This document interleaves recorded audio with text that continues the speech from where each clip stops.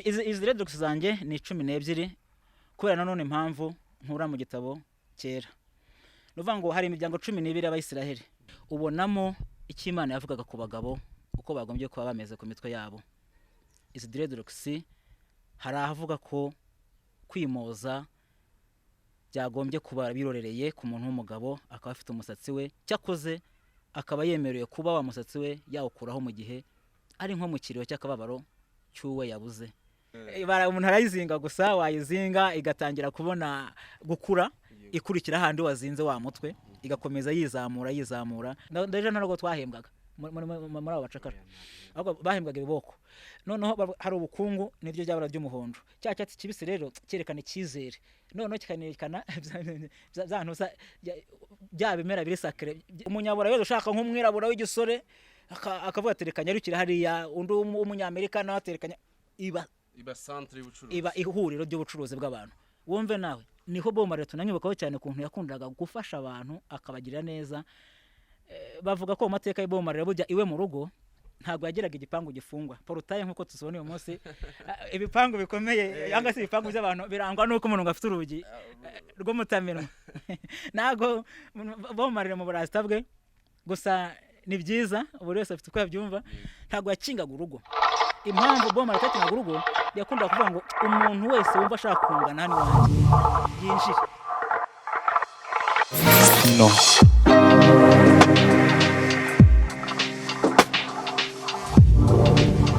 Umutumirwa wacu rero yahageze tumusanze iwe tugiye kuganira byinshi kandi ndizera ko mugenda muryoherwa. Haraza kugenda hagaragaramo ubutumwa bwubaka benshi bari bukurikira iki kiganiro. Reka dutangire tumwakira n'undi atangire yibwira abakurikiye Yes Uko TV. Murakoze cyane. Nitwa Mudacyahwa Bertin bakunze kwita Rasta Bertin inshuti y'abana. Ndi umunyarwanda nkaba nkunda kuboneka cyane mwivuga butumwa ranyuze muri muzika aho ndi umuhanzi ukunda gukora ibihangano bya reggae aho ntanga ubutumwa bw'urukundo n'amahoro. Murakoze. Rasta Bertin inshuti y'abana turakwakiriye mu kiganiro. Murakoze cyane. Bertin ubundi izo dread zivuze iki kuri Bertin kandi zimaze igihe kingana gute? Izi dreadlocks cyangwa bamwe bita igisage abandi bakazita ngo nate zifite igihe kinini ku mutwe wanjye kugira ngo zibe zireshya gutya. Zifite igihe kinini kandi zifite n'icyo zivuze mu buzima bw'umurasta no mu buzima bwa Rasta Bertin ku giti cye. Icyo zivuze rero dreadlocks urebye niba nibuka neza muri Bibiliya kuko nemera kandi nkoresha igitabo cyera cya Bibiliya cyangwa igitabo gitagatifu. Mu rwandiko hariya mu Balewi ndakeka niba ntibeshye mu bice bishobora kuba ari 25 kuvuye ku murongo wa mbere ubonamo icyo Imana yavugaga ku bagabo uko bagombye kuba bameze ku mitwe yabo. Izi dreadlocks hari ahavuga ko kwimoza byagombye kuba birorereye ku muntu w'umugabo akaba afite umusatsi we cyakoze akaba yemerewe kuba wa musatsi we yawukuraho mu gihe ari nko mu kiriyo cy'akababaro cyuwe yabuze. Ariko izi dreadlocks iyo tureze mu Balewi tubona ko n'Imana yemereraga ko abagabo bashobora kuba bafite imisatsi yabo uko yakabaye. Ariko kandi twongeye tugataruka tukajya hariya mu bacamanza uzasanga nko mu bice 13 cya gice cyose ugisomye ku murongo wa mbere ukagisoma uzabonamo iby'umuhungu wa Manowa witwaga Samson. Ubwo Imana yabonekeraga umumama utara wari umaze yari ingumba ari we mugore wa Manowa yaje kumwemerera ko none imuhaye umwana ko azabyara umwana w'umuhungu. Ariko uwo mwana Imana itubwira iti ndagusabye ntuzamukoze icyuma cyogosha ku mutwe we azaba umunaziri w'Imana. Kandi icyo gihe hari hashize nk'imyaka 40 abantu bitwa abafilisitiya bamereye nabi umuryango w'Imana w'Abayisiraheli. Ati uwo muhungu utazakoze iki cyuma cyogosha ni uzashobora kuhangana n'ababanzi banyu bahora babasagarira, kandi imbaraga ze nyinshi ibanga rye ryari riri muri wa musatsi. Natwe rero nk'abantu bubaha ijambo ry'Imana, rimwe na rimwe hari ibyo dukuramo tukamva ati ni ukubera iki, ni impamvu iki twebwe tutabikora, ni impamvu iki twebwe twakurikiza ibyo abasokuruza bacu. Iyi misatsi rero tugerekeranye turebye mu gitabo cy'ijambo ry'Imana, ukareba aho mu mirongo n'ibitabo bamaze kuvuga, natwe twumva ko izi dreadlocks ari ikintu cyahawe agaciro n'uwaduhanze. Urakoze cyane kutubwira kuri dreadlocks zawe, ariko se hari ukuntu abantu bumva ko umurasta, abenshi kumva ko dreadlocks ari iz'abarasta. Ise koko waba umurasta nta dread ufite? Ngira ngo byakabaye byiza ahubwo duhereye, niba bishoboka kugira ngo umuntu abyumve neza, umuntu uri kudukurikira abanje gusobanukirwa n'umurasta cyangwa se rastafarianism icyo ari cyo. Ariko wenda niba tutabigarukaho cyangwa se niba tubigarukaho, icyo navuga ni uko umurasta turebye nyine ducukumbuye uwo ari we, ntabwo umurasta arangwa n'iyi misatsi nta na gatoya. Abantu benshi bumva ko umurasta n'ubundi ari umuntu ufite amadread. Nta na gatoya, n'utari umurasta ashobora kuvuga ati rya jambo ry'Imana nanjye narisomye numva dreadlocks ari ikintu cyiza, iki gisajya ari cyiza, akaba nawe yatereka umusatsi akawihirimbiza gutyo. Tuvuga no kuwihirimbiza nyine, ntago ari uwo bagura ngo batereho n'iki, no kuwihirimbiza nyine ugakomeza ukemerera gutyo. Ubwo rero ntago umuntu wese ashobora gukora dreadlocks ngo aba yiswe umurasta ako kanya, nta hantu bihuriye. kuko njyewe none mvuze nka Rasberite inshuti y'abana, izi dreadlocks zanjye nzifite nkanjye ku giti cyanjye, ariko nk'umurasta nanone mbikuye hahandi navuze n'ahandi wenda turi bugarukeho. Ariko nanone izi dreadlocks zanjye zikaba zifite ikindi kintu zimfasha, cyangwa ikindi kintu zivuga, ngira ngo nkivuge wenda kugira ngo ntazakurushya tubigarukaho. Izi dreadlocks urebye uko aya mapfundo yazo ameze, cyangwa se uko nguko zimeze, uzibaze gutya ni 12. Nje rero ku giti cyanjye ntago ndi kuvugira umurasta wundi uri inyuma hariya cyangwa se hirya hariya. Nje ku giti cyanjye impamvu ari 12 irahari. Ni wenda ni iyihe? Izi dreadlocks zanjye ni 12 kubera nanone impamvu nkura mu gitabo cyera. Nuvuga ngo hari imiryango 12 y'Abayisiraheli, ikaba igizwe n'abahungu 12 b'umugabo Yakobo. Abahungu bafashe igihe baza kugurisha umuvandimwe wabo Yosefu, ajya mu Misiri, aza kumererayo neza, ndetse nyuma baza kumukenera ubwo bagiraga inzara. Bageze mu Misiri aza kubafata neza, ariko baza no kororoka bamera neza mu Misiri. Ni amateka maremare sinzi ko ntabwo twasubiramo mu mbarire. Agishatse kuvuga izi dreadlocks zinyibutsa cyangwa zimfasha kuri amateka ya miryango 12 y'Abayisiraheli yari igizwe n'abahungu barimo ba Rubeni, ba Simewoni, ba Levi, Yuda, hari ba Isakari, ba Dani, ba Gadi, kaza Yosefu, kaza Benyamini, mbona abandi nibagiye. Dreadlocks rero zabaye 12, se nakoze ku buryo ziba 12 kugira ngo njye mpora nzirikana ku mibereho y'umuryango mugari w'Imana w'Abayisiraheli, cyane cyane mu rugendo bageze bava mu Misiri basubira i Kanani, kugira ngo nanjye mu buzima nkuko bagiye bahura n'ibizazane, ubwo bambukaga inyanja itukura, ubwo bagendaga bagira inzara, ubwo bahuraga n'ibyorezo, binyibutsa nanjye mu rugendo ndimo hano ku isi rwa buri munsi nakwitwara n'impuye n'ikibazo. Ese mpuye n'inzara kuko bijya bibaho, nitwara gute? Cyangwa se mpindukirira Uwiteka gute? Hari igihe Abayisiraheli bagendaga mu mayira bakibagirwa Uwiteka, muri ubwo bagendaga bakoramo imiringa yabo, bagacuramo ibimasa bisengwa, bibagiwe Uwiteka. Mose akagenda akabatakambira. Nanjye mu buzima hari igihe ngeraho ngaho nkaba nayoba, ariko nareba kuri za dreadlocks zanjye kuko ari 12. Havugana hari imiryango 12 yagenze mu rugendo, nabo bagira mu nzira bakayoba bagatana. Icyo gihe nanjye mpita nkubita agatima nti nka wa muryango njye sinagaruka mu nzira nziza. Uburo ngewe nka Rasberite ndi umurasta, ariko ibyanjye ni ibyanjye, ibyuriya ni ibyuriya. Nuvuga ngo nanjye rero hari icyo babivuze izi dreadlocks ko bimbazaga, hari icyo zimfasha mu mibereho ya buri munsi, bikanyibutsa kuba nagenda mu nzira itunganye. Bete tumaze gusobanukirwa ko umurasta atari kugira dread, ushaka ko umurasta nana dread, ariko noneho ubundi umurasta nyawe ni muntu ki kandi agomba gukurikiza iki? Uvuga ikintu cyo mwita kujajinga cyangwa guca urubanza, ntago mbishobora. Kuvuga ngo uriya ni rasta nyawe ntago ari nyawe, njye ntago mbyemerewe. Ahubwo hejuru hari ugomba kuba yadutoranya akavuga ati uriya ni nyawe, uriya ntabwo ari nyawe. Ntabwo rero ngewe nahita menya ngo ahubwo wenda mbashira uti yagakwiye. yagakwiye kuba ameze ati umbwiye uburyo yagakwiye nta n'ukuntu bavuga ngo abarasta akenshi iriya misatsi yabo irabahenda baba ari abakire ubundi koko icyo kintu nacyo uzi kukitubwira ko hari imvugo nyinshi abantu babivuga mbo reka wenda mpera aho ngaho bavuga ngo imisatsi yabo irabahenda ngo kubera ari abakire reka mbanze mbasobanurire ikintu kimwe. Ubukire biterwa icyo abantu bita ubukire n'iki. Hari ukuntu abantu nyine bitiranya ibintu. Ushobora kuvuga uti ubukire ni umuntu ufite fresher, ni umuntu ufite imodoka, ni umuntu ufite inzu. Oya, ubukire ni iki mbere na mbere? Wowe hari uko ubibona, nanjye hari uko mbona ubukire. Ubukire ni iki? Mbo nk'abarasta rero ubuye tubona ubukire, twamara kubona ngo ubukire n'ubu n'ubu, tukaba twakwemera ko noneho umurasta ari umukire koko. Aho ngaho ndagira ngo tubyumvikanaho neza uko mbikurikiranya kugira ngo hatagira ubyumva nk'igice kavuga ati Rasta Berta yavuze ngo abarasta bagomba kuba ari abakire, wenda umuntu akavuga ati ntago nzaba mu Rasta kuko ntari umukire. Oya, gukira biterwa n'icyo twita gukira cyari cyo. Wowe hari uko ubona umukire, nuri yashoka kuvuga ati umukire n'ufite ishyamba ryinshi urato.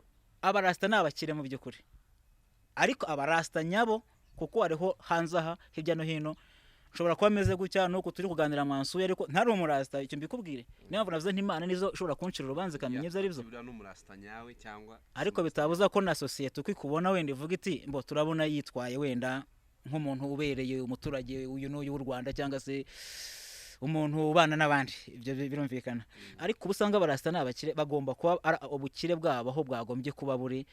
Ubundi abarasta tugira ikintu tugenderaho bita peace and love, amahoro n'urukundo. Niyo mpamvu kenshi mubona ikimenyetso cyago cy'abarasta kivuga amahoro, urukundo. Ubundi ahantu hari amahoro akaba ari urukundo, sinzi bundi bukire abantu abashaka ubwabyo n'ubukire. Umurasta rero aharanira cyangwa se asabwa kurangwa n'amahoro n'urukundo akanabiharanira. Aho rero nibwo bukire bwa mbere, nibwo bukire bw'abarasta abantu bakunda kwibeshya bavuga ngo abarasta n'abakire. Nako bashaka amahoro, urukundo kandi bakabiharanira. Ahari amahoro n'urukundo rero bukire babuhari. Noneho rero imisatsi ntago kumurasta bisaba kuvuga ngo wayikoresheje ngo hari amavuta ajyamo, ngo hariho n'abavuga ngo bashyiramo ibintu ntavuze byinshi nta kintu kijyamo. Umuntu arayizinga gusa, wayizinga igatangira kubona gukura, ikurikira handi wazinze wa mutwe igakomeza yizamura uretse kumesamo buri gitondo uko umuntu agiye koga. Buri gitondo ugomba kumesamo kagira isuku ni ngombwa, ariko nta kindi kintu gisabwa kugira ngo iyo misatsi mere gutya. Nta yandi mafaranga dutanga ko ntago tujya muri salon de coiffure. Naga abantu wenda bari babizi ntago dukoresha imisatsi muri salon de coiffure kuko nta muntu yemerewe kudukorera mu misatsi uko yiboneye. Nkuko Samsoni imisatsi ye itakorwagamo, natwe nta muntu ukoramo. Yego, Samsoni nuvuga ngo we Imana yarategetse ko batazogusha umusatsi. Ako se wowe umusatsi wawe nusha no kuritusha cyangwa no kugabanya ukuntu nkuko bireba ntago twabihishaho dukurikiye. Nta bintu bihambaye tukora byo kurutusha cyangwa se kujya kukoresha nyine nkuko muri kubivuga. Bigenda byikora mu by'ukuri, nabyo ni ikindi kintu ubona kidasanzwe. Bigenda byikora gusa ukagira isuku ukamesamo, bo ushaka kutunganya nta kibazo, kongera ukitunganyiriza ni byiza. Ariko ntago tuva ngo ugiye kukoresha hana ngo bagutunganyira umusatsi kuko kukoramo uko biboneye. Donc wakorwamo ruko ari impamvu. Wakomeretse muganga akavuga ati ndashe nkuvure, araza nyine akoremo uko ashaka. Ariko ntago ari buri gihe imisatsi y'abarasta uyitegeza abantu ngo mukoremo mutunganye mubohe. Oya. Reka wenda dukomeze. Hari n'imvugo iba mu rubyiruko cyane cyane, umva ko umurasta no kugira dread, umurasta no kunywa ibiyobyabwenge. Bakumva ko abarasta nyine bakoresha ikiyobyabwenge runaka. Ise iyo mvugo tuyifate kariyo cyangwa se ni nk'izihe mpamvu shaka gutuma bumva ko umurasta ari kunywa ibiyobyabwenge? Icyo kibazo benshi barakibaza kandi murakoze ko nange mukigarutseho. Imana idufashe abo tukigezeho bacyumve kandi badufashe no kugikwiza hose. Nakomeje kuvuga ngo iyo mvuga abarasta kenshi nganisha kuri njyewe kuko ari njyewe umurasta nzi cyane noyo nguyu ni Rasta Berta. Nk'umurasta w'umunyarwanda ugendera ku mabwiriza n'amategeko y'igihugu cyanjye, kumwiyoja bwenge cyambere cyo tuzi ko ari cyaha gihanirwa. Icyo rero nagira ngo ubwacyo tagiye kure umurasta uzahagarara hariya ku butaka bwacu bw'u Rwanda akavuga ngo ibiyobyabwenge ngo asiko barasta mu ibiyobyabwenge ejo agahanwa rwose nta kindi twamuvugaho. Ntago rero ibiyobyabwenge n'uburasta ntago byemewe.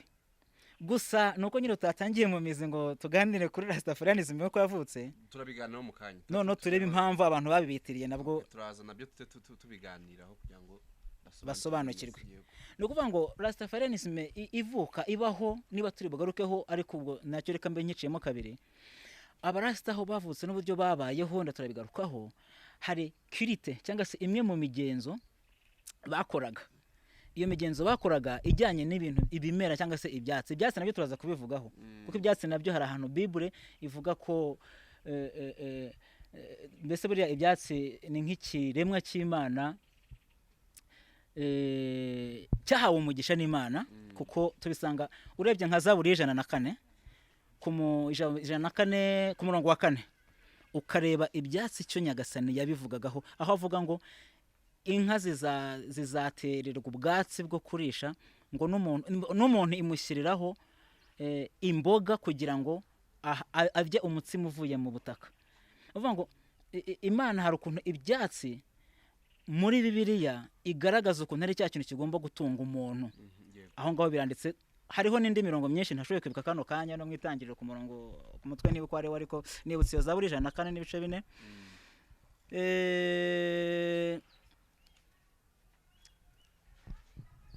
Ibyatsi noneho hari n'ahandi havuga ko hagomba kuboneka, ko umwotsi ngo uzatamira neza Uwiteka. Ntago mbyibutse neza murambabarira, ariko muri kirite z'abarasta icyo gihe gusa nibagiwe umurongo ntago mbyishimiye, ariko uvuga ko umwotsi ari umwotsi. Deja nabagora ko hari amatorero cyangwa se amadini amwe n'amakunda gukoresha na n'ubu akoresha ibintu by'imyotsi kugira ngo bitamire ngo bizamuka bigana ku Uwiteka. Hari amatorero namwe ntashatse kuvuga ariko abikoresha, ariko abarasta rero icyo gihe bakoreshaga ibyatsi nabo kugira ngo wamwotsi uboneke. Nibyo koko bakoresha icyo bitaga cannabis cyangwa se benshi bavuga ngo ni marijuana. Kuba barabikoreshaga banabinywa babitumura bwo ku bushake bwabo mu mico yabo bari babyemerewe. Icyo kizo cyumvikaneho byari byemewe. Ni kimwe nuko natwe hano iwacu hari abantu nabwo reka mbikomozeho, ngiye mu kwemera kwanjye ntago nemera ibisindisha, inzoga oya, uretse ko nditujye no mu biribwa n'ibinyobwa n'inyama urasanga ko hari aho ngiye ntazemera, n'impamvu nshobora kuza kubatangariza. Aho hantu niho uza kutubwiramo n'indyo y'abarasta. None ibiryo by'abarasta kuko burangwa abarasta nabo bagira indyo yabo. Banza umbwira indyo y'abarasta, noneho tutumbwira no Rastafarian yatangiye gute. Banza umbwira indyo y'abarasta. Yes. Ariko reka nsoze kuri marijuana cyangwa ganja, ibira byatsi banywa by'urumogi.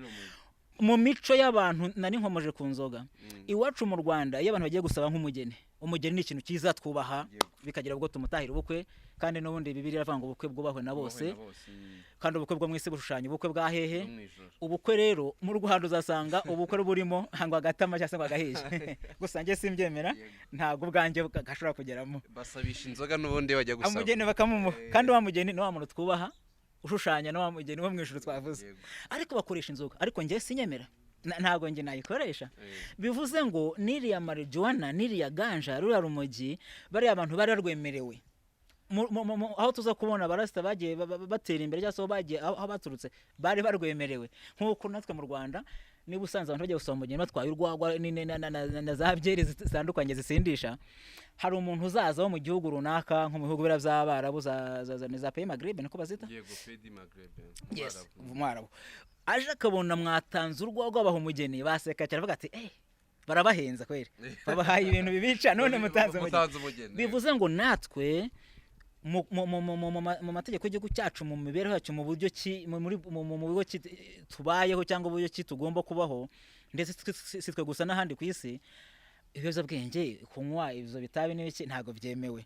Noneho abo babikoreshaga muri kirite zabo cyangwa se mu migenzo yabo n'ibiki, it's okay, ni umuco w'iwabo. Nkuko natwe iwacu hashobora kuba hari w'amayoga, natanze urugero ku mayoga ntayemera, ariko mumbabarire no kugira ngo byumvikane. Natwe rero umwana urubyiruko ubu murasta agatanga ibiyobyabwenge nuko abatarasobanukiwe na ya mpamvu yinjiye mu burasta. yego.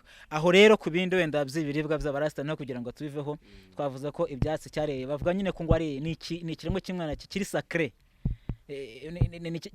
gifite cyahawe agaciro na Nyagasani cyangwa cyahawe umugisha na Nyagasani nkuko bibiri bivugamo hariya na muri wa murongo nashoboye kwibuka umwe hari n'indi nyinshi.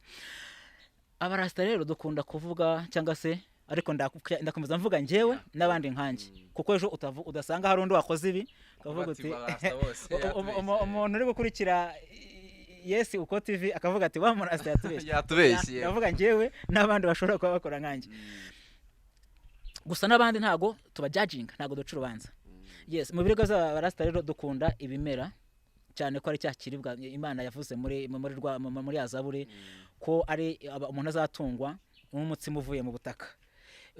Dukunda kurya ni handi umva bavuga ngo abarasta ngo naba vegetarian iby'imboga ibintu by'ibiribwa biva mu butaka. Ngewe no nka Rasberti yase n'abandi barasta bagenzi banjye benshi dukunda gukoresha hari ibyo abantu bakunda kuvuga ngo ni African food cyangwa se none reka tujye wacu mu Rwanda uretse ko na African iwacu reka twinjira wacu mu Rwanda hari abantu uzajya ubona bagiye muri restaurant bakavuga ngo ndebe restaurant ngo iteka kinyarwanda. Dukunda ibyo bya kinyarwanda ibiryo bitarimo ama produits chimiques cyangwa se ama produits chimiques ibi by'ubutabire. Donc ibintu zo kuvuga ngo turakaranga inkarango turagira ibintu nyine byavuye mu nganda. Dukunda ibiryo bino wakuye mu murima ukagereka ari ku nkono ukarya bya kinyarwanda bisanzwe. Nkaba ntemera ntarya inyama nta hantu numva nshaka guhurira n'ikintu bita inyama ariko nabo kubera impamvu ki no kubera iki siyo mpamvu kubera iki Rasberti cyase na barasta bose cyangwa n'umwihariko wawe burya barasta nabo barimo ingeri zitandukanye. Niyo mpamvu navuze ngo ejo hatagira usanga yakoze kimwe navuga hano kuri Yesu uko TV akagira ngo akavuga ati we Rasta akoze amakosa wafite imyumvire ye n'imyemerere ye. Na Rasberti afite imyumvire ye afite imyemerere ye ariko byose tugahurira kuri peace and love aho tubyumvikaneho kuko ntago twapfa kuvuga ngo sinariye inyama ngo ubwo ndi umutagatifu ndi marayika w'Imana ndi mu nzira ijya mu ijuru. Oya ahubwo mbere na mbere hanira amahoro hano rukundo ibindi bizari accessoire bizari nyongera. Aho rero ni kutarya inyama nabanza kubera ko nkunda amata ndakunda. Nagira nkubwire ngo inka ihene intama aya matungo tworora hano mu rugo iwacu icyambere cyo ava amaraso ni ikiremwa cy'Imana yashyizeho. Burya hari ikintu ushobora kuvuga uti nsenyeri ya nzu ushobora kuyisenya rwose ariko ejo bayikurihisha ugahita uyubaka ukanabaka irenzeho kurusha iri abasenya. Ariko iyo wishe ihene bakubwiye ngo yigarure my friend birakomeye. Ariko nanone aho tubirebera bigoranira niba nkuye nk'amata y'inka wayigiye munsi ukayikurura kwibera ukanywa nimugoroba ukaburimo kunywa amaraso yayo nje ntago mbyemera nta nubwo mbyumva iyo fenomene ntago numva ukuntu nakuruye amabere y'inka nkavana amata nkanywa nimugoroba nkabandi ukonsoma amaraso yayo ntago bishoboka. Ikindi cya kabiri ari amatungo buriya tugirana ubumwe tutazi. Inka nakuriye mu nka nabaye mu nka ndaziragira ndazizi neza. Inka burya hari ukuntu ariko kimwe n'ihene n'iki byose ni amatungo yose wacu mu rugo n'inkwavu mugirana ubumwe budasanzwe kubera iki muziranye mubana umunsi ku munsi. Inka d'abord wirirwa ihanagura uyishitura uyikuyakura uyitunganya gutya iranakumenya kandi irakumenya. Ndibuka ko inka zacu twagiraga inka hari twitaga ruti hari twitaga sine hari gihogo hari inka y'Imana hari n'izindi nibuka amazina yazo ni hambere. Ariko iyo watungaga nko mu rugo ugahita uhamagara ruti zose ziryamye zazindi uko ari zingahe 8 cyangwa zingahe iyo ahitaga igira gutyo ukabona iranyeganyeze irakumvisha. Kuki sine itakebukaga kuki inka y'Imana itakebukaga kuki gihugu itakebukaga nuko ruti iyumvishe ko ari yo hamagara. Bivuze ngo nazo mufitanye ubumwe mu rugo murabana wavuga uti sine igakebuka zajya kona tuzishoreye hariya mu muhoro twajyaga kurajya nta twajyaga gushora sine yajya kona uti aba sine va mu sine ukabona yigiyeyo izindi ukono zirakomeje. Bivuze ngo ziba zifite nazo ubwenge ziratekereza. Noneho twibaza cyangwa nge ntibaza nka Rasberti yanka mu bana wajya guhamagara ikitaba wajya ukururira amata iyi kubonye uri kuyirukankana n'umupanga my friend irangiza ubuzima iri kugutekerezaho iki. Ntago rero aho kurwana n'uwo mutima nahisemo n'abandi nkanjye bashoka barahisemo bati inyama ndazireta kugira ngo nzirye numva mfite ikintu kinshira urubanza hariho no kubwira ngo uzajye ujya ngo izahane ngo starize wanyu ngo utarya yanka yawe nibyo koko ndabizi niwacu mu rugo y'itungo ryaho barigurishaga bakaribaga ahantu barigurishije ntago twajyaga kugura inyama kugira ngo tudahotera cya kiremwa cy'iwacu yes ahubwo wenda bakarenga bakadutuma ku handi hantu wenda bazi ariko kugira ngo umeze ncenge nshakisha ngo zino zaba ari zitungo by'iwacu cyangwa se iby'iwacu uhitamo kubyihorera kugira ngo none utaba imbata y'ikintu ushobora kureka ikindi kandi bitari n'igipara inyama ubona hari ukuntu bazigira igihangange mu maresitora mu makwe ngo bazihagarika ngo abasore bitubuza abasore bangana nkawe ngo kugira ngo kana kataza bagafata ngo imwe ukumva bazigize igihangange ntago ro ugomba kuba imbata y'ibiryo ntago nabi imbata y'ibiryo ntago ari byiza ikindi navuga uvutse ukiva mu nda y'umubyeyi wawe uri umwana muto w'agahinja ugakura uzi ko kwica ikintu icyo cyose ari bibi ndibuka cyari iwacu namwe ndakeka ari uko batutsaga kwica ikinyabwoya burya babyatutsa kwica ikinyabwoya ntago filozofiya yabo ko batarayivumbura nyivumbuye vuba cyane ubyirutse uri umwana muto uzi ko kwica ikinyabwoya atari byiza kwica umuserebanya kwica icyugu kwica icya kintu kigendera ikinyabuzima aho naho ndabigarura muri ya mibereho yacu y'abarasta n'ibyatsi no kubaha ibidukikije kubaha iby'Imana yaremye cya kinyabwoya mu by'ukuri wagombye kukirekera mu kigunda cyacyo ntugisagarira ukakireka kikiberaho iyo umwana abyirutse azi ko kukica ari ikosa kwica umuserebanya ari ikosa nundi uzabyiruka azi ko kwica ikinyabwoya nta kibazo n'icyugu bwajya kica inkoko bwajya kica ihene bwajya kica inka namara kwica inka buriya hari munsi ariko ni mu myumvire yanjye mumbabarire ntago nsabye imbabazi mu myumvire yanjye numva ko wa muntu wabyirutse yica buri kantu kose gatembera akagira ubwo ageze ku nkingana kuriya iyo agize ubundi buriganya bwa Satani turiganya buri munsi ikamwereka ko Marike atakwiye kubaho cyangwa se akamara ko Marike amubangamiye uziko ko kwica azatangira kubipanga kubera kwakumenyera kwimena amaraso ikinyabuzima yego gusa niseguye iyo ni imyumvire yanjye yego iyo umuntu akuze apfa kumena amaraso uko yiboneye ashobora no kudatinya kumena aya mugenzi we bivuze ngo uko ntekereza abantu iyo baza kubaho ku isi batinya kwica ikintu icyo cyose ubu bwicanyi tubona hirya no hino natwe tuzi none iwacu mu Rwanda ntago bwabaho nshuti niko ngere ko ndikwiyumvisha murakoze bete y'abarasta kandi ugeze kutubwira uburyo ahantu abarasta batuye ko bakunda ibimera n'ubundi ndabona hano mu rugo rwose ibimera uri nabyo kandi koko no mu myumvire y'abarasta ni ngombwa kandi urebye n'Imana iri Madamu na Eva yabashyize hehe yabashyize muri Edeni kandi Edeni harimo imbuto harimo ibiti byinshi ariko reka twinjire noneho mu nkomoko y'abarasta wenda udubwireho dukeya cyane ku nkomoko y'abarasta mundi bakomoka hehe abenshi bumva ko ari Bob Marley ese nibyo murakoze so gusubira inyuma ariko ku cyo waruvuze cy'imirire twavuze kare nagira ngo aho naho mbibutse cyangwa se dufatanye abarasta ku mirire kuvuga ngo nkuko abantu bose ku isi nyine umuntu abaho agakenera umubiri ugakenera kurya ntago hari ikintu umurasta w'ukuri wagombye kugira ngo ukore mu by'ukuri kirasta ntago twemereye kumena ibiryo cyo kinagira ngo nkitsindagire abantu benshi baramena ibiryo cyane no muri kino gihe bisa n'ibigoye kuboneka bya biribwa byose ushobora kubona Imana tugobotorera ntago tumena ibiryo bimwe byo gusesagura abantu ugasanga baramenagura nta murasta ugira pubere y'ibiryo amenamo byose nuko bikonsoma ibindi niba bidashobotse ugasangira n'abandi ni nacyo cyiza ni nacyo duhamagarirwa ko basangira n'abandi iyo wayibonye yego naho ibyo kuba ahantu mu bimera noneho nkabihuza n'abarasta uko bavutse nuko babayeho nibyo koko nyine ibimera uko twabikomojeho kandi bihagije ko habayeho nyine sacralisation de l'herbe ibimera ni ibintu biri sacré noneho n'abarasta kugira ngo tubigereho ukuntu bavutse bagahita banisanga ko bagomba kubaho mu bimera n'iki bwo babikuye mu gitabo cyera kuvuga ngo biri mu gitabo cyera ko hariho sacralisation de l'herbe cyangwa se habayeho donc ikimera nyine kiri sacré hano ku isi cyavuye mu butaka bw'iseremwe n'Imana ariko abarasta inkomoko nyine ukuntu baje kuvuka turasubira gato ku mateka yaranze isi buriya isi yagizwe n'imigabane yindi tuzi Afurika, Uburaya, Aziya, Oceania, uko twagiye tuyibwirwa mu mashuri, niba hariho nibagiwe ibintu nk'ibyo. Noneho ku isi hari abantu baje kwibona ko baruta abandi, ari nacyo nahita nkomozaho. Hari ibintu bita ngo Babylon system. Babylon system byase uburyo bwo gukora Babylon. Ujya wumva umuntu abwira yamva ati wa mu Babylon ujya wumva mu mujyi ngo yango yankore Babylon. Aba Babylon rero uretse na hari ukuntu hari ahantu hitwa Babylon nyine, ubu ni muri Iraq ku musozi wa Babylon.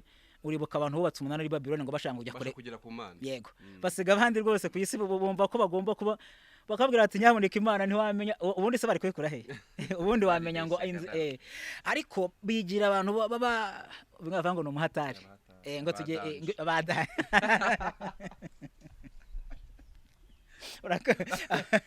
ngo nabada nuvuga ngo bashatse nko kwikuza kugira ngo bahite babona Imana, bubakwa munara ngo bazagere ku Mana. Abo nabo bari batuye ku musozi wa Babylon. Haje kuva iyo mvugo yo kuvuga nyine ngo Babylon, umuntu yikuza ushaka kumva ko aruta abandi. Aho ndagira ngo mahuze n'amateka yaranze isi. Hari abantu bumvishe ko baruta abandi, bumva ko baremwe neza hari, cyangwa se ko bafite ubwenge buruta ubw'abandi. Nibyo, ushobora kufite ubwenge buruta ubw'abandi, ariko bukoreshe neza ahubwo wuzuzanye na babandi bafite ubudahagije. Aha ndashaka kuvuga hari abantu banabona ko uruhu rwabo rushobora kuba ruri hayi, cyangwa se rushobora kuba hari abahatari nkuko twavuga dukoresha indi terime. Batangira kubonamo bagenzi babo abantu bari hasi cyane, ubusumbane. Niho ibihugu by'i Burayi no muri Amerika baje muri Afurika, ni nko mu kinyejana cya 14 na 15. Murambabarira amateka rukuntu ntago ndi umuhanga, ariko nko mu kinyejana cya 15 ndakeka aho twibeshye muratubabarira. Abantu bivuga ko barenza abandi bo muri Afurika, abantu plutôt mu Burayi no muri Amerika, baza muri Afurika kugira ngo bagire gute, badutware, bashake babirabura bo hasi, bamwe nyine bo mu rwego rwo hasi, bajye kubakoresha imirimo bo badashaka gukora. Umuzungu wa undi wo muri wa mugabane twavugaga yumva ko iri hejuru yacu, akumva atakujya mu gisimo hari hasi mu mwobo, ati ningeramo wenda ndahira umwuka, akumva atajya muri wa murima w'ibisheke, wa undi bya bisheke ahandi barahinga nk'ibisheke bikaba nk'ishyamba, kujyamo yakumva biri mu kibagure cyangwa se agahuramo n'ibikoko, akaza muri Afurika gushaka bene wacu abasokuruza bacu ngo bajye kumukorera kakaza. We yanze gukora. Yego. Aho rero abarasta ndagira ngo tuze kuhagera. Afurika yageze igihe igira abantu benshi muri Amerika cyane cyane, niho hari inganda nyinshi, habaga birabyo bavuga ngo ni evolution industrielle, ibintu nk'ibyo. Inganda zitangiye kuzamuka cyane, bari bakeneye abantu bazikoramo, ariko harimo imirimo igoye bo badashobora kwikorera, cyangwa se irimo risk, irimo ingaruka. Babirabura barabatwara baragihe baba benshi muri ibyo bihugu bya Amerika n'Uburayi. Noneho hari igihugu bitaga Jamaica, nicyo cyabaye nka centre ya bya soko, cyabaye nk'ipfundo ryigurishwa n'icuruzwa by'abantu. Ujya wumva muri kino gihe wumva ko mu gihugu cyacu hariho na gahunda yo kurwanya icuruzwa by'abantu. Ngiye personnellement mfitemo n'indirimbo nakora icyo kintu kugira ngo turwanye icuruzwa by'abantu bajya mu bucakara. Abo bantu rero muri Jamaica ni igihugu kiri hafi ya Amerika, gutya ni hagati nko muri Amerika Centrale cyangwa Amerika yo hagati, ni buriya mu gace ka hepfo ari Amerika, mu muce za aho Cuba iri, za Haiti, ni muri hariya muri biriya birwa bita ngo ni les Antilles, biriya birwa bita ngo ni Antilles, ni nko muri Amerika yo hagati. No, Amerika Latine iri hasi ahubwo ho ni nka Amerika Centrale. Uri nko muri Amerika ino bita ngo ni Amerika Etazo d'Amerique, ino leta z'ubumwe za Amerika ni munsi gato, nka hari intara yitwa Florida, ni hepfo gatoya hari Cuba, hepfo hakaba Jamaica. Nuvuga ngo hasaga hari hagati, ni hafi ni hagati haba igese, haba rero rusante se, habaye izingiro ryacuzwa ry'abacakara bavuga hano iwacu. Umunyabura wese ushaka nk'umwirabura w'igisore akavuga aterekanya rukira hariya, undi umunyamerika nawe aterekanya, iba centre y'ubucuruzi, iba ihuriro ry'ubucuruzi bw'abantu. Wumve nawe ba bantu rero baza kuba benshi cyane, baragwira muri Jamaica, muri Amerika baragwira birabura. N'uyu munsi urabiza amateka ni maremare. Baravuga bati ntago ari byo, baza kumenya uko bagiye ibisekuru bikurikirana ibintu byamaze hafi imyaka 400 abantu abirabura baza kumenya bati ibyo byose batubwiye ko dukomoka ahantu bita muri Afurika, kandi Afurika baza kumenya neza ko hari ahantu heza, hari noneho na bya bimera tuvuga bigaragara neza bibayeho ndetse na babazungu baza kudutwara babirabura, uzi ko hariho n'ibindi bibazo bagiye baduteza tutabona umwanya wo kurondora kugira ngo babone no ko badutwara n'ibintu byacu biri mu butaka birimo amabuye y'agaciro. N'amateka maremare ntabwo twabivimuzi, ariko babirabura bamaze kumererwa nabi imyaka ibaye myinshi muri Jamaica, batangiye gukora utuntu nakwita nka tware volute, kwivumbagatanya, kutanezerwa na ya mibereho barimo. Byaje kugera ubwo urumva ko mu kinyejana cya 15 gutyo ni kera, ariko byaje kugera mu myaka itari ya kera cyane, haza kuvuka umugabo witwa Marcus Garvey. Marcus Garvey yari umwirabura nawe nyine ukomoka kuri babacakara. Marcus Garvey navuga yavutse ari nk'umuhanuzi w'Imana mu by'ukuri. Uraza gusanga ndaza kukubwira ko bamugereranya na Yohani Batista, Yohana Umubatiza, uyu wabatizaga abantu bo muri Bibiliya, uyu wabatizaga abantu, yego wabatira na Yesu, wabatizaga abantu babwira ati ndabatirisha amazi, ariko hari undi undenze uzaza undusha ubushobozi akabatirisha izindi mbaraga zitari zanjye nk'izi nkoresha zo kubatisha mu mazi. Marcus Garvey arareba aravuga ati ni ngombwa ko habaho impinduka, bino bintu ni ngombwa kubihindura. Yahise ashinga association yitwaga Unia cyangwa se Unia, tunyerekeje muri za ndimi z'amahanga bayavugaga ngo ni Universal Negro Improvement Association, cyangwa se ubwo wenda twashyira no mu rurimi rw'Ifaransa ni Association pour le progrès noir universel, Association pour le progrès noir universel. Ndumva ngo ni ishyirahamwe ryari rihuje nk'abirabura bose benshi cyangwa bose cyangwa benshi, rigamije kwiteza cyangwa nko kwiteza imbere, ariko habanje ubwibohore bwabo kugira ngo bashobore noneho kujya mbere. Uwo association ishinze nko mu 1914, noneho bigeze mu 1910 iza no kwaguka kugira mu bindi bihugu, ariko cyane cyane muri Amerika no Burayi, cyane cyane hari babirabura babacakara. Umuryango urakomera, association irakomera, ariko bigeze mu 1916 aza kuvuga disikuru nyine muri ibyo bikorwa by'iyo association. Iyo disikuru yatangaje abantu ndetse ikora no ku mitima ya benshi. Iyo disikuru ndakubwiza ukuri yahise iva mu buhanuzi bukomeye, ano mpamvu mugereranya na Yohani Batista. Yaraje arakuvugira muri disikuru ati hagiye kuzavuka umwami w'abami, empereur, roi de roi, hagiye kuzavuka umwami w'abami w'umwirabura. Ni ikintu cyari gikomeye ko hari umwirabura ugiye kuba empereur, kuba umwami w'abami, ni ikintu gikomeye cyane.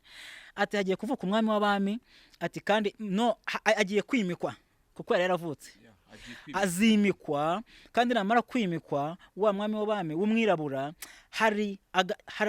azagerageza kumva nk'ikibazo cyangwa azagerageza kuba umucunguzi wa buno buretwa turimo hano muri Amerika no mu Burayi n'ahandi. Uwo abivuga nyine abantu ntabwo basobanukira ibyo ari byo, ariko nyuma uko byagiye bibaho abantu barasobanukiwe. Icyo gihe rero we yavugaga ninde, haje kuvuka hariho umuntu witwaga bavuga ngo ni Mahone, ubundi ni Rasta Mahone, ari naho tuza kubona Rastafarian. Rasta Mahone ni umuntu wavutse inkomoko ye ikomoka neza ku mwami David uyu nguyu tuzi warwanye na Goliyati, wabyaye Salomo, uko amateka. Donc mu gisekuru cya Dawidi havutsemo Rasta Mahone, aza ari umunyafurika. Ubwo nabwo harimo amateka maremare tutavimuzi kano kanya, mumbabarire. Avutse kwitwa Sheba. Aho rero uwo mwirabura, uwo mwami w'abami yitwa Haile Selassie wa mbere. Yaje kuba Haile Selassie wa mbere mu 1928, nibwo bahise bavuga ko ari we Haile Selassie wa mbere, aza kwambika kwamba mu 1930 mu gihugu cya Ethiopia, aho mwami w'abami wa Ethiopia. Yarahanuwe mu 1916 ko ari we uzaza aje gucungura abirabura bari muri bwa bucakara. Noneho aza yitwa Mahone Haile Selassie wa mbere. Noneho ariko ubwo nyine yanakubaga nyine kuri Mahone hagati aho ngaho. None icyo gihe aza nyine yitwa Ras, ariko no byazina yitwaga ubundi Rastafari, yitwaga Rastafari. Ni izina rye Rastafari, Rastafari.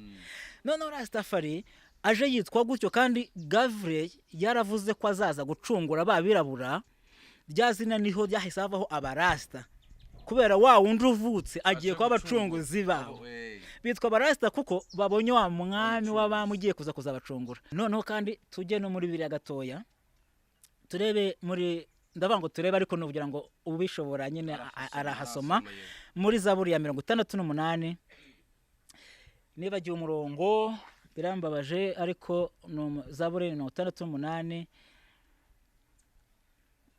icyo gice 68 niba atari umurongo wa 4 urabo wa kangahe, ntago bavuga ijambo rihari ko abantu baza kwishakira, ariko ni mu bice 68 iyo Zaburi 68, ariko ushatse okay wahera ku murongo wa mbere ukayimanukura. Zaburi 68 ntago ari ndende, ni ku murongo 32. Imana ishimwe. Ku murongo 32 havuga ukuntu ngo abakomeye bazaza bavuye muri Egiputa, Ethiopia bazihuta kuramburira amaboko umwami Imana, amaboko bazihuta kuramburira amaboko Imana, amaboko yabo Imana. Abakomeye bazaza baturutse muri Egiputa, Ethiopia bazihuta kuramburira Imana amaboko yaho. Nuko murongo uvuga, ariko ukomeje ugakomeza hasi ubu tunashobora gusobanukirwa n'ibyo jambo ry'Imana muri Bibiliya, bigahita bihura neza neza na Ethiopia. Uko iyo Zaburi yavugaga, hajemo cya cyizere cyangwa se kumva ko babirabura byanze bikunze Ethiopia ishobora kuzaba igihugu cyaba cy'isezerano. Wa mwami w'abirabura yagiye gusura abirabura mu 1966 ku matariki ntari bwibuke birumvikana. Icyo gihe habaye n'igitangaza, harashize imyaka ngo irenge 3 nta mvura igwa, kandi muri Jamaica ni igihugu mu by'ukuri ahantu kiri n'imiterere yacyo n'ikirere cyaho, na ahantu hari n'imibereho y'ikirere ijya gusa n'iyacu ho gatoya.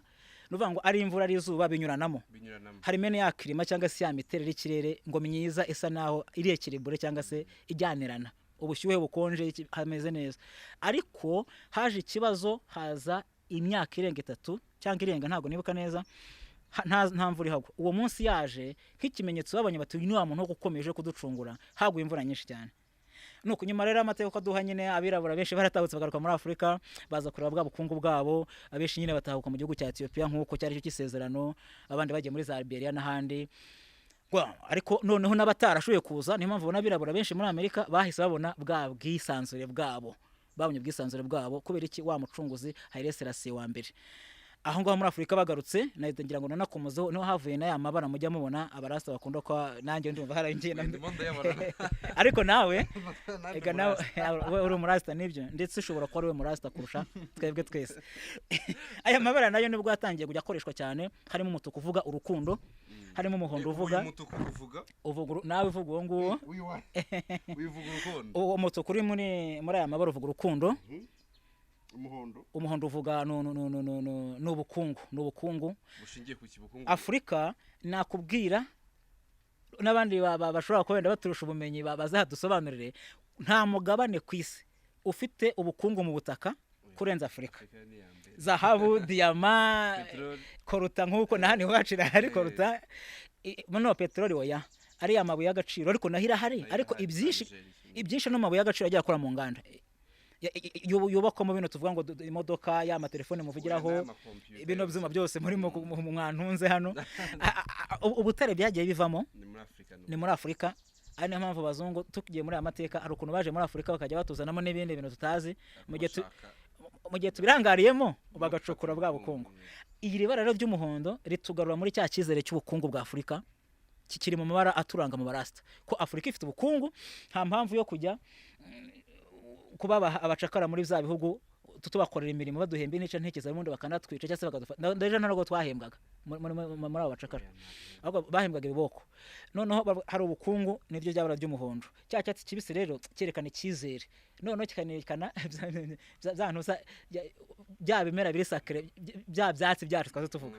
Afrika ni nayo akenshi ifite ibyatsi isa n'icyatsi kibisi kubera nyine bya byatsi twakomeje gukomozaho niyo mabara yahise avuka n'akabamo na wa mukara werekana turi bikara nyine turabirabura nuko abarasta rero bavutse gutyo bakomeza no kubaho gutyo bakomeza kurangwa n'iki kuko babonye akarengane bagiriwe babonye bwabo Babilone bw'abandi bavuga ngo ukanaka ngo aranduta ngo agiye kunkoresha ibyo ashaka ahubwo bahita bafata ya nzira y'iki yo gutambagiza ubutumwa bwiza bavuga ngo amahoro n'urukundo ku isi yose muhore amahoro urukundo ku isi yose nuvuga ngo he kongera kubaho ka karengane turwanye ibikorwa byo Babilone dushyigikiye amahoro n'urukundo niyo mpamvu abarasta hari n'ikindi kintu burya twitwa ko turi abasirikare b'amahoro kandi biba byiza umurasta abaye umusirikare udakoresha intwaro ugakoresha ibikorwa ugakoresha imigenzereze yawe mu bandi ukaburwaniye amahoro ariko udakoresheje intwaro yego sinzi nabisobanuye neza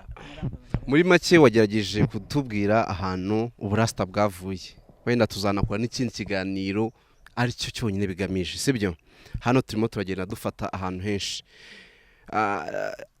muri make abantu benshi bumva ko Rasta yatangijwe na Bob Marley niko abantu wese usibye yenda kuba bagiye kwisobanura ariko abenshi iyo uvuze Rasta bumva ko umwami wabyo ari Bob Marley ariko noneho reka nawe tumugarukeho gatoya kubera ikibundi bamwibuka misiyo ye yari yihisha gutuma abantu bamwibuka cyangwa se ibikorwa by'ingenzi yaba yarakoze byatuma bamwibuka nibiye murakoze cyane kuko icyo kibazo abantu bakunda kwibazaho cyangwa se bakunda gufata nka Bob Marley ko ari nkawe mu washinze cyangwa se ari umuntu wakoze Rastafarianism bwa mbere nawe ni umurasta kandi ufite byiza yakoze ariko ntago ari we fondation ntago ari we byahereyeho nawe yisanze mu barasta aho amariye nyine kubaho kuko nabonye ubu twavuze ko buriya Marcus Gavure yavutse mu 1890 yavutse mu 1800 ni hagana mu 1900 atangira guhanura mu 1916 ubwo yaramaze gushinga wa muryango waharaniraga nyine kugira ngo abirabura bave mu bucakara noneho Bob Marley we avuka mu 1945 hari ku itariki 3 z'ukwa kabiri urumva ko harashize imyaka myinshi abarasta baratangiye gahunda ubwo nurumva ko na Haile Selassie yari yaramaze kubaho Rastafari yararangije kubaho gusa Bob Marley yaje nawe yiyunga muri babandi kubera iki kubera amateka ye Bob Marley hagati aho nava ko afite ababyeyi babiri bari batandukanye ku ruhu afite mama we w'umujamaika cyangwa se wo muri Jamaica mama yari wo muri Jamaica ari umwirabura noneho mama akaba yarakomokaga nyine kuri babirabura babacakara babandi bavuye hano wacu muri Afrika bakajya kucakazwa hariya uko twabivuze noneho mama we hariya muri Jamaica yaje kubana n'umwongereza w'umuzungu babyara Bob Marley avutse avukira nyine muri kwa kwiboro kwabirabura urumva ko ari kutarabaho ngo bagire freedom bagire ubwisanzure avukiye muri cya kintu cyuko ise n'umuzungu mwana n'umwirabura yagira mu bazungu batigenda wa mwana we jya mu bene wanyu babirabura yagira mu birabura bati muri abazungu bo urimo kuduta turimo kutwumva shamura twanga Bob Marley abura atangira iki intambara atangira donc igikorwa cyo kugira ngo agaragaza ukuri cyangwa se aharanire kutavangura aharanire kurwanya ivangura kuko byaramukoreye bihagije nibwo Bob Marley yatangiye kubinyuza mu butumwa bw'umuziki Bob Marley yakunze gukoresha umuziki mu bwana bwe kandi yabaye nawe nk'uwaho ise ntibabanye cyane yabaga ari ku rugamba mu Bwongereza ko yajyana umusirikare noneho mama akaba ari muri Jamaica ari n'umukene Bob Marley ahura naho kaga kose kujya n'amashuri ntago Bob Marley yagashoboye kwiga amashuri nkeka ko hari n'abanza ngo ashobore kuba natarangije yego kubera iki ibibazo yagiye ahura nabyo atangira nyine kwigira gushakisha gutya nk'umwana w'umusore hirya no hino ajya no mu muhano ngo basudiraga ubundi ajya mu ruganda rukora imodoka akora akazi gaciriritse ariko nyuma yaje kwibonamo impano yo kuririmba aravuga ati no ngiye kuririmba ngerageza no gutanga ubutumwa muri ka karengane kabirabura nanjye kankorerwa uyu munsi none atangira kuririmba ari nabwo yagenda agahura n'abandi bahanza ahura n'itsinda bitaga The Wellers ahura n'abitaga ba Peter Tosh nabwo n'amateka maremare ariko ahita akora umuziki ndetse kubw'amahirwe ku banyagasane aza kuba icyamamare n'ubutumwa bwe burakundwa akora indirimbo iyi music yitwa ngo ni reggae ari nayo nanjye nahisemo kandi nkunda cyane n'umuziki watangaga ubutumwa mu kurwanya byavangura ariko hagati aho reggae na mbere ntago ari Bob Marley wayibyaje yari isanzwe nayo yaravukiye muri ba birabura bayicurangaga bashaka kwerekana akarengane k'abirabura cyangwa se bashaka kwerekana ko hatagomba kubaho gusumbanya abantu.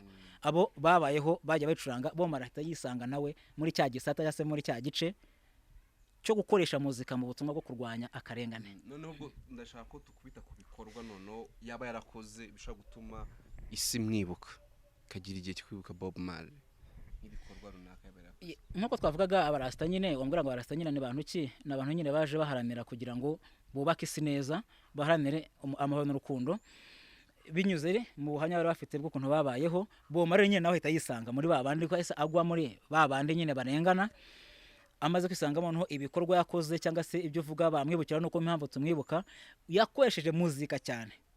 Noneho ya muzika ye iza gutera imbere anakuramo ubutunzi cyangwa se amafaranga. Uretse ko we hari ama interview menshi uzumva cyangwa se ibiganiro by'uzagenda wumva asa n'ahatamenye ko yari akize ko atarafite amafaranga. Kubera iki? Cya kintu twaze tuvuga kare ngo umukire ninde, umukire nuko aragute. Amafaranga ye yakunze kuyafasha abatishoboye. Cyo ni ikintu kizwi cyane ku mateka ya Bob Marley kuko ntago na amateka ya kera cyane. Bob Marley yavuye ku isi muri 1981 ku itariki 11 z'ukwa gatanu niyo tumwibukaho buri mwaka. Icyo gihe iyo yabonaga amafaranga yakoze amakonseri menshi akomeye muri Amerika, muri Jamaica, yagiye no muri Afrika, muribuka muri Zimbabwe n'ahandi yagendaga avana amafaranga amarobo yagiye akora indirimbo menshi atandukanye ntago twayatatura ngo tubirangize. Yakunze kujya afasha abatishoboye, yakunze kujya afasha abana bo mu mihanda, yakunze guteza imbere agace k'iwabo. Ariko we ni nacyo gishimisha cyane iyo tumwibuka kenshi tugafata n'urugero kuri we uko yagenda uko yabagaho imyambarire ye, imodoka yaratunze, byari ibintu buri gihe ngo bya gikene. Kandi niyo munsi wa none mu mateka y'abahanzi ndumva nkamwe nk'abanyamakuru byo murabikurikirana ari mu bahanzi babayeho babonye amafaranga menshi cyane. Iyo tumwibuka rero tunamufatiraho urugero n'ikitegererezo kenshi nuko muri kwa kwinjira mu kirasta we yinjiyemo agamije gutera inkunga cya gikorwa cyatangiye cyiza cyo kugira isi nziza izira uyivangura. Noneho wakarwa agashyiramo nuko mu kuvangura yanavanguraga yanashaka kutavangura abariye n'abatariye.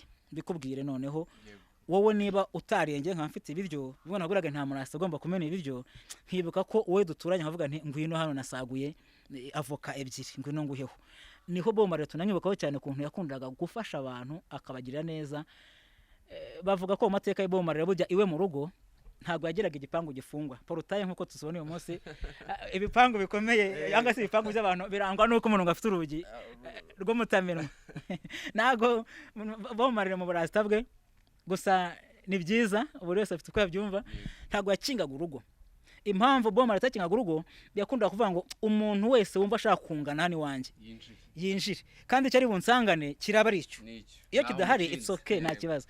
Bob Marley rero mu bushobozi bwe ngo yahoranaga inkono ihora yaka, yari afite imbabura n'inkono ihora irimo umuriro. Kubera iki? Ibiryo byavagamo hajyamo ibindi kugira ngo agaburire iki abakene bahitaga iwe akaba ntakinge igipangu ntabwo yagiraga urugi. Ibyo rero ni Bob Marley muri make niwe ndetse niba hari ikindi wenda wamumbazaho ariko muri make nuko yagiye abaho ni nacyo gituma tumwibuka. Ariko tugiye no mu rwego rwa politike reka bari kumvuga mu ba politiciens mu bantu mu bategetsi bo muri Jamaica bigeze kujya bagirana utuntu tutari twiza. Hari abantu bari ku butegetsi higeze kuza umuntu agira donc hari cyo cyagarita avugana n'ubutegetsi bagahora bahanganye muri Jamaica hagakora imyigaragambyo hagakora amakimbirane abantu barwana mu mihanda. Bob Marley mwaza gutegura konseri igamije kugira ngo yunge baba politiciens abantu bakora politiki mu gihugu batuma imyigaragambyo ihora iba buri munsi abaturage barara badasinziriye. Abatumiye igitangazo cyabayemo nuko baje muri konseri ye ndetse barahaguruka bahana ikiganza bararamukanya basezera kongera guca kongera kuzajyana amakimbirane imyigaragambyo kuva umunsi irahagarara. Ni igitangaza cyabaye twibuka mu kwibuka Bob Marley yakoze gikomeye. N'ibindi byinshi umuntu atahita rondo ni byinshi cyane. Urumva ko hari impamvu nyinshi ishobora gutuma Bob Marley yibukwa bitewe n'ibikorwa yakoze. Betereka noneho twinjire nka Rasta nk'umuhanzi. Twagumwe amateka menshi noneho tugiye kujya mu gice cyo kuganira nka Rasta nk'umuhanzi.